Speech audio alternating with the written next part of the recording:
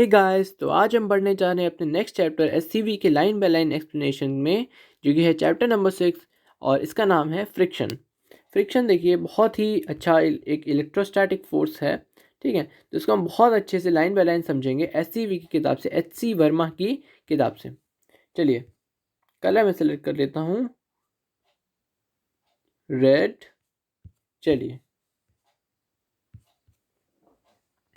चलिए शुरुआत करते हैं। Friction as a component of contact force. When two bodies are kept in contact, जब दो बॉडीज को अपने एक दूसरे के कॉन्टैक्ट में रखा जाता है, तब इलेक्ट्रोमैग्नेटिक फोर्सेस जो होते हैं उनके चार्ज पार्टिकल्स, यानी कि जो जिससे भी एटम्स मिलकर बने होते हैं, उनके बीच एक्ट करना शुरू कर देते हैं। As a result each body exert a contact force on the other. और इसके रिजल्ट में क्या होता है, हर बॉडी सामने वाली बॉडी पे कॉन्टैक्ट फोर्स लगाती है। The magnitude of the contact forces acting on the two bodies are equal but their directions are opposite and hence the contact forces obey Newton's third law. तो जो magnitude होता है contact forces का, जो दो bodies पे act होता है, जो कांटेक्ट के साथ जो फोर्सेस हो रही होती हैं, उनका जो मैग्नीट्यूड होता है वो इक्वल होता है, लेकिन उनके डायरेक्शन अपोजिट होती है एक दूसरे से। और कहने का मतलब सिर्फ इतना सा है कि ये जो है न्यूटन के तीसरे नियम जो है, each body has equal and opposite reaction, each action has an opposite equal and opposite reaction, उसको ओबे करती हैं। जिस तरह से आपको इस फिगर में दिख रहा है कि जहाँ पे फोर्स लगाया जा रहा है कॉन्टैक्ट फोर्स, उसके ठीक अपोजिट यहाँ पे फोर्स लगाया जा रहा है, उसके ठीक अपोजिट इसको नॉर्मल रिएक्शन मिल रहा है। यहाँ पे नॉर्मल मिल रहा है और यहाँ पे फ्रिक्शन का एक कंपोनेंट भी सामने आ रहा है। नेक्स्ट देखिए, नेक्स्ट लाइन देखते हैं। मेरे ख्याल से ऊपर की लाइन सब हो गई हैं। हाँ चलिए, अब नेक्स्ट लाइन देखते हैं।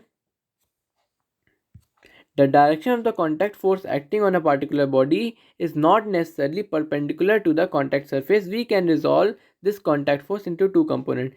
तो जो डायरेक्शन होता है कॉन्टैक्ट फोर्स का, वो कोई ज़रूरी नहीं है कि परपेंडिकुलर ही हो, और हम इस फोर्स को इसके दो कंपोनेंट में रिजॉल्व कर सकते हैं, एक perpendicular to the contact surface और दूसरा पैरेलल टू इट, ठीक है।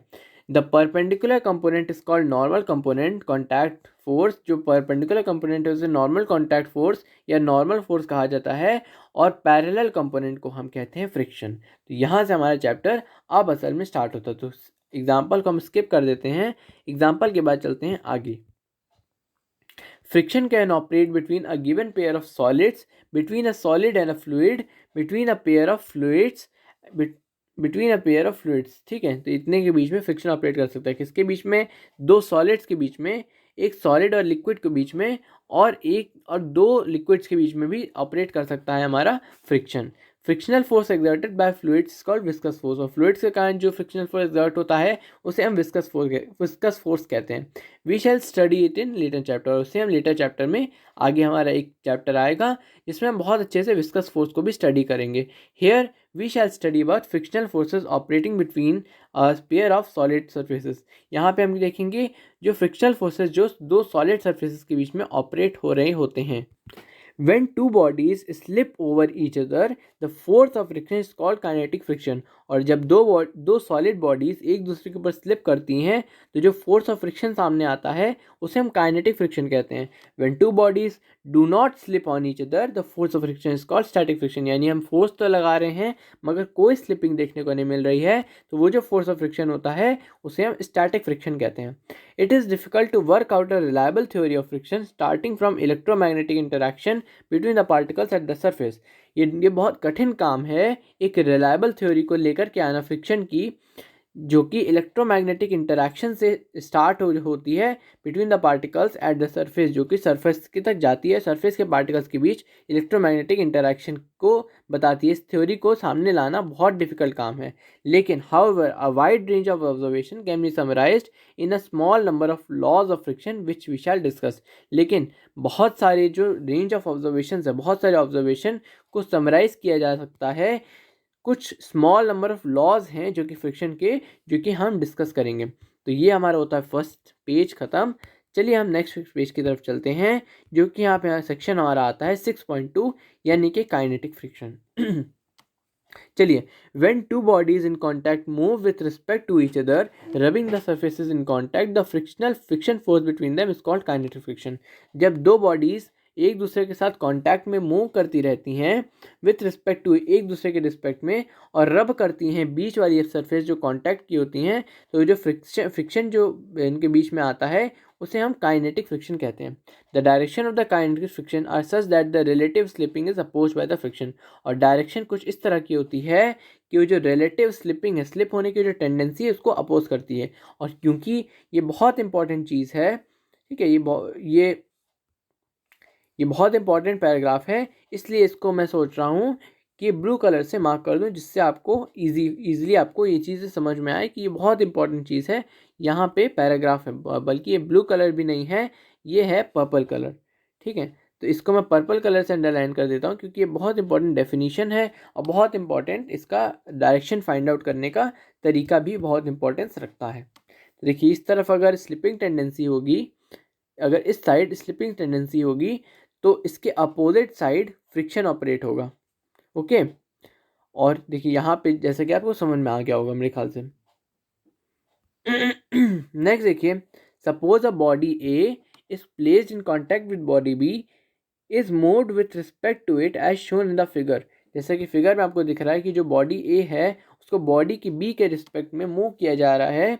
द फोर्स ऑफ फ्रिक्शन, जो फोर्स ऑफ फ्रिक्शन है, ये मैं अंडरलाइन कर दूं। उसके बाद देखिए, the force of friction acting on A due to B will be opposite to the velocity of A with respect to B. तो फोर्स ऑफ फ्रिक्शन क्या होगा, जिस जो वेलोसिटी का डायरेक्शन होगा उसका ए का, उसके ठीक अपोजिट होगा फोर्स ऑफ फ्रिक्शन। ठीक है, in figure 6.3 this force is shown towards left.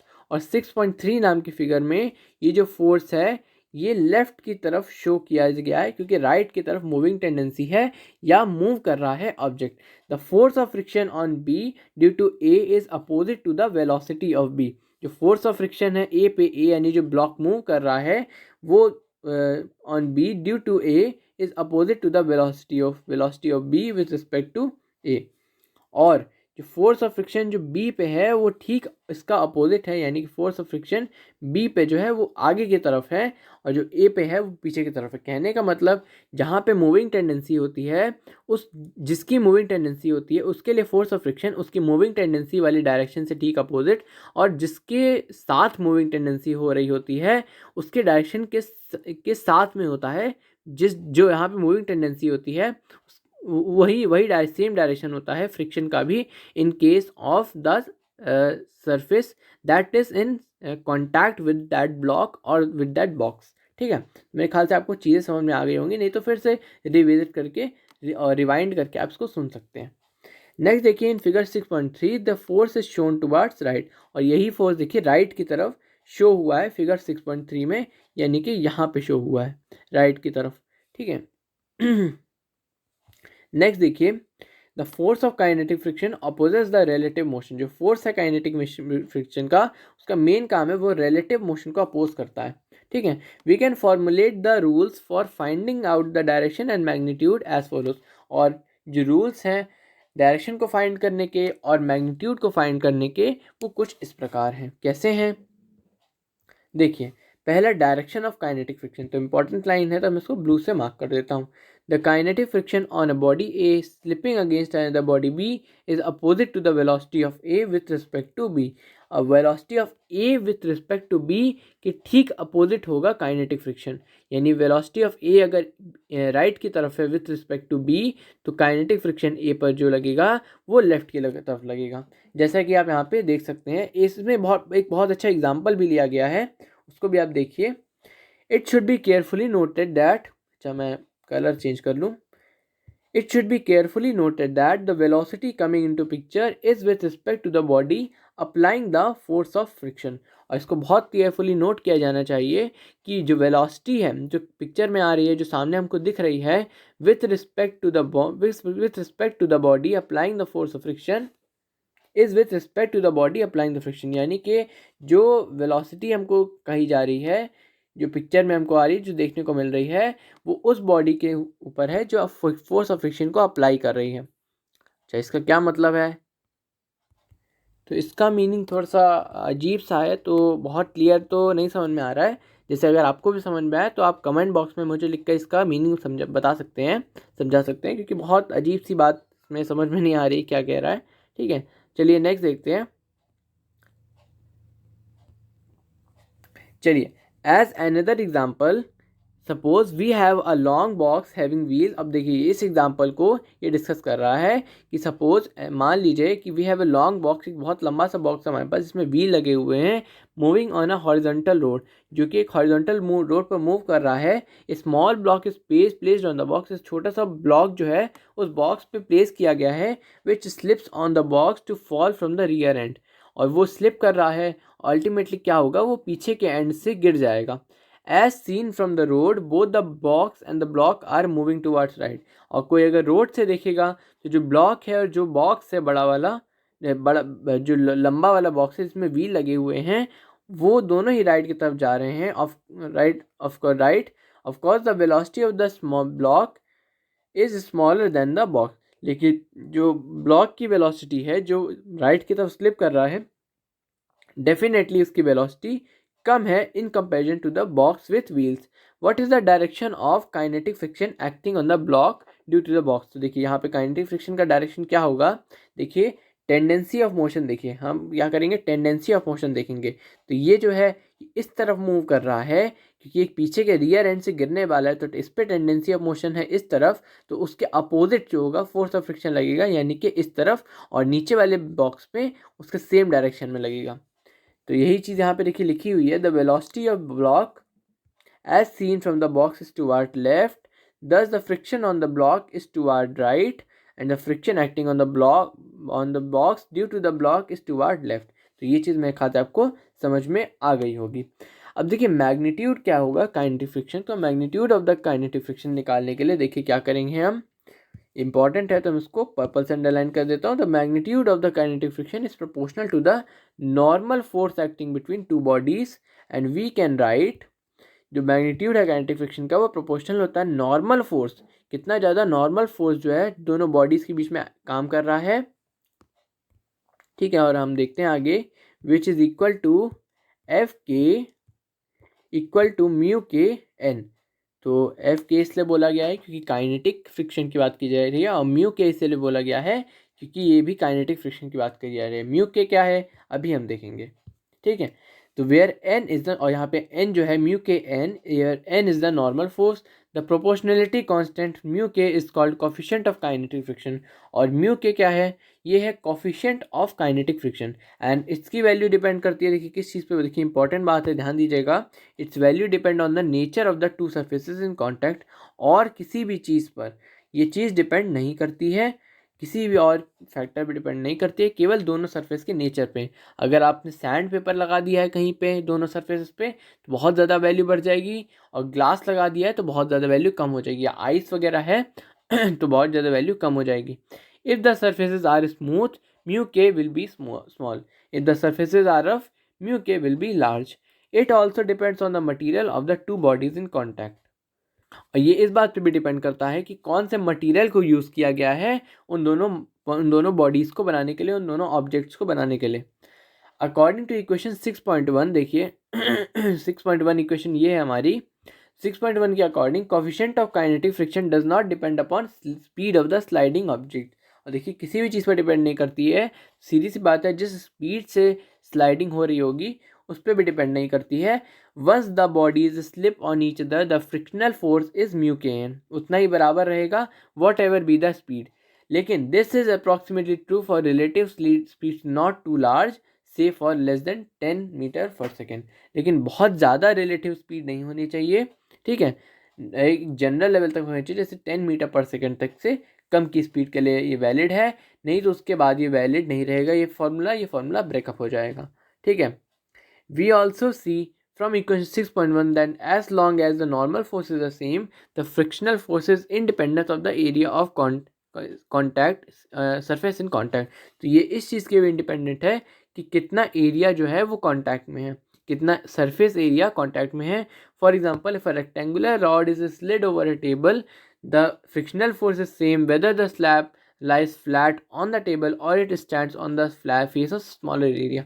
तो कोई फ़र्क नहीं पड़ता अगर आपने एक रेक्टेंगुलर स्लैब लिया है और उसको अगर आप अपने उसके जो वाइड एरिया या जो ज़्यादा सरफेस एरिया वाला एरिया है उसके थ्रू उसको स्लाइड कर रहे हैं या स्मॉलर सरफेस एरिया वाले जगह से स्लाइड करा रहे हैं, कोई फ़र्क नहीं पड़ता, दोनों से ही उसका फ्रिक्शनल फोर्स उस पर सेम आएगा।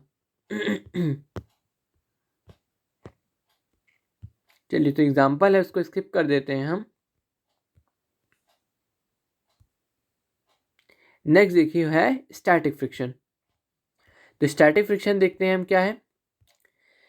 Frictional forces can also act between two bodies which are not in contact. तो फ्रिक्शनल फोर्स उन बॉडीज पे भी काम कर सकता है, can also act between two bodies which are not in contact but which are in contact but are not sliding with respect to each other. उन पे भी काम कर सकता है जो कॉन्टैक्ट में तो हैं लेकिन आपस में स्लाइड नहीं कर रहे हैं, ठीक है। The friction in such cases called static friction. और ऐसे केसेस में जो फ्रिक्शन है उसे हम स्टैटिक फ्रिक्शन कहते हैं। For example, suppose several labourers are trying to push a heavy almirah on the floor to take it out of the room. तो ऐसा हम लोग सपोज करते हैं कि बहुत सारे लेबरर्स जो हैं वो लगे हुए हैं एक हैवी अलमीरा को पुश करने के लिए ताकि वो रूम से बाहर चला जाए, बाहर निकालने के लिए। तो आप फिगर देख सकते हैं किस तरह से लोग इसको अलमीरा को बाहर निकाल रहे हैं। नेक्स्ट देखते हैं। The almirah is heavy, even the most sincere effort by them is not able to slide it on the floor even by a millimetre.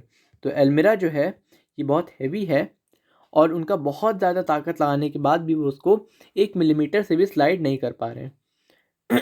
As the almirah is at rest the resultant force of the अलमीरा should be zero. तो क्योंकि अलमीरा rest पर ही है तो resultant force जो होगा अलमीरा का वो ज़ीरो होना चाहिए। दस something is exerting a force on the अलमीरा इन द अपोजिट डायरेक्शन। तो क्योंकि ये लोग जो एफर्ट लगा रहे हैं लेबरर्स उनको कोई ना कोई तो कैंसिल कर रहा है, जो उनका एफर्ट जो है ज़ीरो हो जा रहा है अल्टीमेटली, कोई ना कोई अपोजिट डायरेक्शन में फोर्स लगा रहा है। तो इस केस में क्या हो रहा है देखिए, it is the floor which exert a frictional force on the अलमीरा। तो ये और कुछ नहीं है, और कोई नहीं है, फ्लोर ही है जो फोर्स लगा रहा है उस अलमीरा के ऊपर। और वो कौन सा फोर्स है, वो है frictional force. The labourers push the almirah toward the left in figure 6.7 and the floor exert a frictional force on the almirah towards right. और फ्लोर जो है वो राइट की तरफ फोर्स लगा रहा है, लेबरर्स लेफ्ट की तरफ फोर्स लगा रहे हैं तब। This is an example of static friction. और ये एक स्टैटिक फ्रिक्शन का एक एग्जाम्पल है। How strong is this frictional force. और ये फ्रिक्शनल फोर्स चलिए देखते हैं कितना स्ट्रॉन्ग है, ठीक है। Suppose the almirah is pushed with small force in the beginning and the force is gradually increase. ऐसा मानते हैं कि जो अलमीरा है उसको बहुत स्मॉल फोर्स से शुरुआत में धकेला गया, उसके बाद वो धीरे धीरे बढ़ाया गया। इट डज नॉट स्लाइड, देखिए ये कर लेते हैं पहले, ठीक है। ये it does not slide until the force applied is greater than a minimum value से एफ। वो तब तक स्लाइड नहीं करता है जब तक फोर्स जो है एक मिनिमम वैल्यू से ज़्यादा नहीं हो जाता है। उस मिनिमम वैल्यू को हम अभी के लिए एफ कह देते हैं। The force of static friction is equal and opposite to the force exerted by the labourers as long as the almirah is rest. जो फोर्स है स्टैटिक फ्रिक्शन का वो इक्वल है और ठीक उल्टा है, यानी अपोजिट है उस फोर्स के जो लेबरर्स लगा रहे हैं जब तक अलमीरा रेस्ट पर है। This means that the magnitude of the static friction adjusts its value according to the applied force. इसका मतलब ये निकल के आता है कि मैग्नीट्यूड जो है स्टैटिक फ्रिक्शन का वो अपनी जो वैल्यू है अपनी मैग्नीट्यूड एडजस्ट करता रहता है according to the applied force. जितना ज़्यादा अप्लाइड फोर्स उतना ज़्यादा मैग्नीट्यूड स्टैटिक फ्रिक्शन का। As the applied force increases, जैसे जैसे अप्लाइड फोर्स बढ़ता जाता है the frictional force also increases, तो वो फ्रिक्शनल फोर्स भी बढ़ता जाता है। The static friction is thus self adjustable. तो अपने आप को सेल्फ एडजस्ट करने वाला फोर्स है ये static friction. It adjust its magnitude and direction in such a way that together with other forces applied on the body it maintains a relative rest between the two surfaces. ये अपने आप को adjust करता है अपनी magnitude को और direction को भी इस तरह से कि जिससे together with other forces applied on the body, जिससे जो कोई भी और फोर्सेज जो बॉडी पर अप्लाई हो रहे हैं इन सब के बावजूद भी एक रिलेटिव रेस्ट, ज़मीन के मुकाबले ज़मीन के रिलेटिव में एक रेस्ट बना रहे बिटवीन द टू सर्फेसेस यानी अलमीरा का बॉटम और जो फ्लोर है। However the frictional force is can not go beyond a maximum. लेकिन फ्रिक्शनल फोर्स की एक लिमिटेशन है और फ्रिक्शनल फोर्स उस लिमिटेशन को क्रॉस नहीं कर सकता।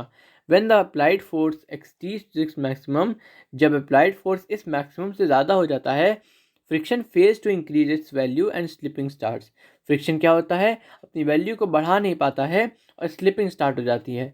द मैक्सिमम, देखिए, the maximum static friction that a body can exert on the other body in contact with it is called limiting friction। और maximum static friction जो एक बॉडी exert कर सकती है दूसरी बॉडी जो कि कांटेक्ट में है उससे, यानी कि इस केस में जैसे दो सरफेसेस जो हैं फ्लोर और अलमीरा, वो जो मैक्सिमम स्टैटिक फ्रिक्शन exert कर सकती है उसे हम लिमिटिंग फ्रिक्शन कहते हैं। This limiting friction is proportional to the normal contact force between the two bodies. और ये एफ मैक्स जो है, ये जो लिमिटिंग फ्रिक्शन है, ये किसके डायरेक्टली प्रोपोर्शनल है, ये डायरेक्टली प्रोपोर्शनल है नॉर्मल फोर्स के, नॉर्मल कॉन्टैक्ट फोर्स के बिटवीन द टू बॉडीज। ठीक है, जैसे इस केस में जो वेट ऑफ द अलमीरा है उसकी वजह से जो नॉर्मल अलमीरा पे पड़ रहा होगा उसके डायरेक्टली प्रोपोर्शनल है। जितना ज़्यादा वेट होगा अलमीरा का उतना ज़्यादा फ्रिक्शनल फोर्स भी होगा। तो F max is equal to mu S N, where F max is the maximum possible value of static friction and N is the normal force. जहाँ पे एफ मैक्स जो है मैक्सिमम पॉसिबल वैल्यू है static friction की और N जो है वो नॉर्मल फोर्स है। The constant of proportionality is called coefficient of static friction. जो कांस्टेंट ऑफ प्रोपोर्शनैलिटी है, ठीक है, उसे कहा जाता है कोफिशिएंट ऑफ स्टैटिक फ्रिक्शन, यानी कि ये जो है इसे हम कहते हैं coefficient of static friction. And its value again depends upon the material and the roughnesses of the two surface in the contact. और इसकी वैल्यू भी अगेन मटेरियल पे डिपेंड करती है या जो रफनेस उन दो सरफेस के बीच में है जो कॉन्टैक्ट में है। ठीक है, in general it mu S is slightly greater than mu के। और जनरली ऐसा देखा जाता है कि म्यू एस की वैल्यू जो है वो म्यू के यानी काइनेटिक फ्रिक्शन का जो प्रोपोर्शनैलिटी कांस्टेंट है उससे थोड़ी सी ज़्यादा होती है। As long as the normal, next देखते हैं, as long as the normal force is constant, जब तक नॉर्मल फोर्स कांस्टेंट है यानी वेट जब तक कांस्टेंट है, maximum possible friction does not depend on the area of surfaces in friction. जब तक नॉर्मल फोर्स सेम है तो मैक्सिमम पॉसिबल फ्रिक्शन जो है वो भी अपनी एरिया ऑफ सरफेस पे डिपेंड नहीं करेगा जो भी कांटेक्ट में है। अगर आप कांटेक्ट बढ़ाते हैं कांटेक्ट कम करते हैं इससे कोई फ़र्क नहीं पड़ेगा, क्योंकि जो मैक्सिमम फ्रिक्शन है एफ मैक्स वो डायरेक्टली डिपेंड कर रहा है म्यू एस इंटू एन, यानी कि नॉर्मल सरफेस, नॉर्मल जो फोर्स अप्लाइड हो रहा है उसके ऊपर। ठीक है, नेक्स्ट देखते हैं, once again we emphasize that mu sn is the maximum possible force of the static friction that can act between the bodies. The actual force of static friction may be smaller than mu sn and its value depend upon other forces acting on the body। तो फिर से ये बात बताई जा रही है हमको कि म्यू एस एन जो है वो मैक्सिमम पॉसिबल फोर्स है स्टैटिक फ्रिक्शन का जो एक्ट हो सकता है, जो फिर दो बॉडीज़ के बीच में लग सकता है। जो एक्चुअल फोर्स है स्टैटिक फ्रिक्शन का वो इससे छोटा भी हो सकता है म्यू एस एन से, और it's value depends upon the other forces acting on the body. और इसकी वैल्यू डिपेंड करती है और दूसरे फोर्स जो बॉडी पे एक्ट कर रहे हैं। ठीक है, दूसरे फोर्सेस यानी जो लेबरर्स जो फोर्स लगा रहे हैं उस पर डिपेंड करती है। जैसे जैसे वो फोर्स की वैल्यू बढ़ती जाएगी वैसे वैसे ये भी बढ़ता जाएगा। The magnitude of the frictional force is equal to that required to keep the body at relative rest. जो मैग्नीट्यूड है फ्रिक्शनल फोर्स का is equal to that required to keep the body at relative rest. यानी कहने का मतलब कि magnitude ठीक उतना है जितना उसको रिलेटिव रेस्ट बनाए रखने के लिए, यानी कि रेस्ट पे रहने के लिए उस ऑब्जेक्ट को ज़रूरी होता है, उतनी वैल्यू हो जाती है स्टैटिक फ्रिक्शन की। ठीक है, एग्जाम्पल को स्किप करते हुए हम आगे चलते हैं। Finding the direction of static friction, static friction की डायरेक्शन को फाइंड कैसे करेंगे। Direction of static friction is such that the total force acting on it keeps it at rest with respect to the body in contact. तो Newton's first and तो direction जो होती है static friction की एक body पे is such that कुछ इस तरह की होती है कि total force acting on it, जितना भी टोटल फोर्स पे एक्ट हो रहा है उस keeps it at rest with respect to the body in contact. उसको रेस्ट पे रखे with respect to the body in contact, जो भी बॉडी कॉन्टैक्ट में है उसके मुकाबले उसके रिस्पेक्ट में उसको रेस्ट पे रखे। ठीक है, इस तरह की डायरेक्शन उसकी हो जाती है। न्यूटन्स फर्स्ट और second law can often be use to find the direction of static friction. और न्यूटन का फर्स्ट लॉ या सेकेंड लॉ भी यूज़ हो सकता है इसमें या इन दोनों को मिला के भी यूज हो सकता है to find the direction of static friction. Figure 6.9 shows a block A placed on another block B. Figure 6.9 में क्या दिखाया जा रहा है, एक ब्लॉक ए जो कि ब्लॉक बी के ऊपर रखा हुआ है और ये सब कुछ एक हॉरिजॉन्टल टेबल पे रखा हुआ है। अब देखिए नेक्स्ट, देखिए the block B is pulled by force F towards the right. अब ब्लॉक बी जो है उसको पुल किया जा रहा है, उसको खींचा जा रहा है with the force F towards the right. और यहाँ पे आप इस फिगर में देख सकते हैं। Suppose the block is small and the blocks do not move. Force is small and the blocks do not move. तो ऐसा मानते हैं कि फोर्स बहुत छोटा हो और ब्लॉक्स मूव ही ना करें। Let us focus our attention on the upper block. और अपना फोकस, सारा का सारा फोकस जो है अपर ब्लॉक पे केंद्रित करते हैं, कि अपर ब्लॉक पे फोकस अपना रखते हैं। ठीक है, the upper block is at rest with respect to ground. The जो ऊपर वाला ब्लॉक है वो विथ रिस्पेक्ट टू ग्राउंड जो है रेस्ट पे है। Which is assume to be inertial, जो कि हम इनर्शियल मान रहे हैं, ग्राउंड को इनर्शियल मान रहे हैं और उसके रिस्पेक्ट में वो रेस्ट में है। दस the resultant force on the upper block is zero.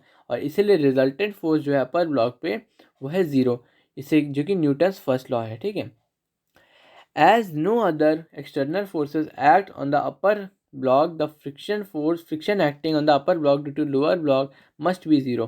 और इसीलिए सारे फोर्सेस अब जीरो हैं, तो जो फ्रिक्शन भी होगा जो बॉटम वाले ब्लॉक की वजह से होगा अपर वाले ब्लॉक पे, या वाइस वर्सा भी हो सकता है, वो होगा एकदम जीरो, मतलब कोई भी फ्रिक्शन फोर्स एक्ट नहीं कर रहा है दोनों के बीच में।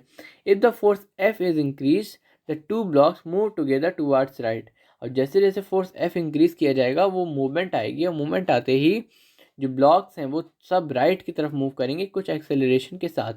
As the upper block accelerates towards right the resultant force on it must be towards right. और अपर ब्लॉक जैसे जैसे दूसरे राइट की तरफ एक्सेलरेट कर रहा है, इसके ऊपर जो रिजल्टेंट फोर्स है वो भी राइट की तरफ होना चाहिए।